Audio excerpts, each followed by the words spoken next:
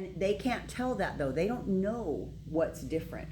So you have to find a way to arrive at that, because they'll work you to death on that hairline. It's like, how do you work with a not perfectly symmetrical canvas? Yeah. You have to create balance. You can't measure. Measurements go out the window when Natural. one side is different than the other. You all know that from brows. Yeah. And So- sometimes they see different thing that you see. Right. And like I said, sometimes it is skeletal when they were developing or when they were sitting in a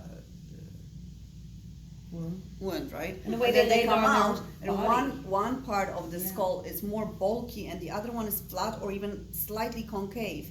And you know what? I'm working on one still. He's coming back for another session. He looks perfect. We measured everything, just the way the light shines, and I'm like, Right. no, look in there, like close to the mirror, take close to the window, take a mirror in front of you, because when you're by the window, the light shines exactly evenly on both sides, and then check, right? And what another thing that I do, another thing that I do is take your camera, take a picture slightly from above, and then look at it from on the flat surface, right? And then you see, or you know, one is higher than the other, or like it's kind of off, that with right? brows. And it's like, oh yeah, okay. Right, then you see it when it's on a flat surface, or sometimes you see it as perfect, right? And they look at themselves in the mirror and they go, yeah, that side is higher than the other. I'm like, no, I know I'm right because I measured and everything is right? So yeah, there you go. But measurements are On a not flat always surface, it. when Yeah. they see their faces on a flat surface, somehow their brain processes differently, and they go, oh yeah, it is right.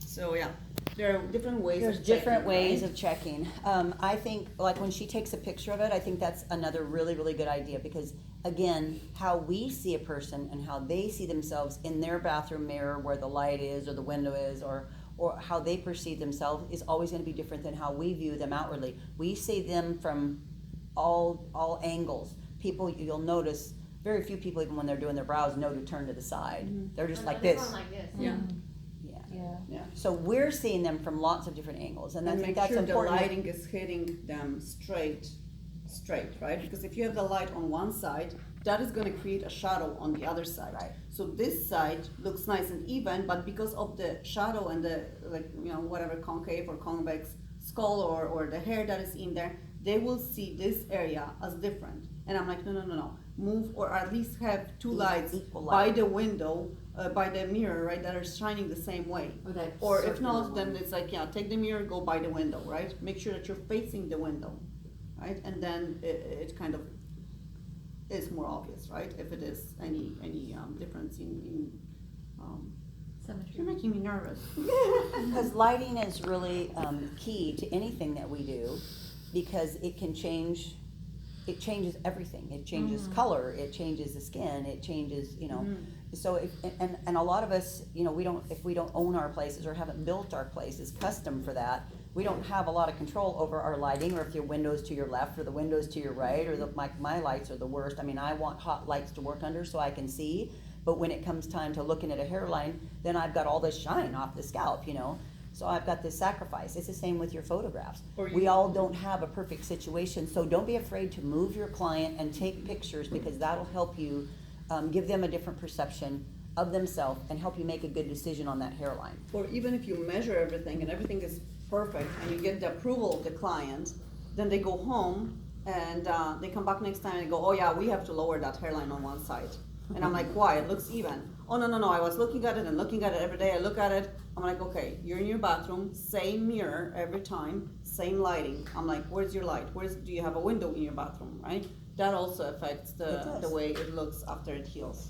So this is another reason why, if you're really conservative on your first pass with your hairline, we've decided where we're gonna put his hairline. I still eke it back up a little bit and really don't tell him. I eke it back a little. I wanna hold it back, because during this first week, while he's getting to sit on this hairline and get used to it and think about it, then when he comes back, if we wanna drop it, we can. But if it's too low, well, you don't have any recourse.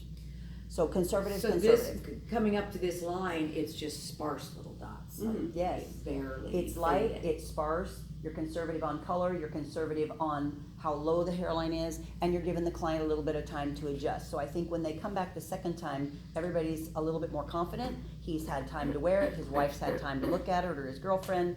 And so now we're gonna make a little bit more intelligent final decision on that, because he's had the time, to sit on it, and we've left ourselves wiggle room. Hairlines, brought to you by Trillium Academy.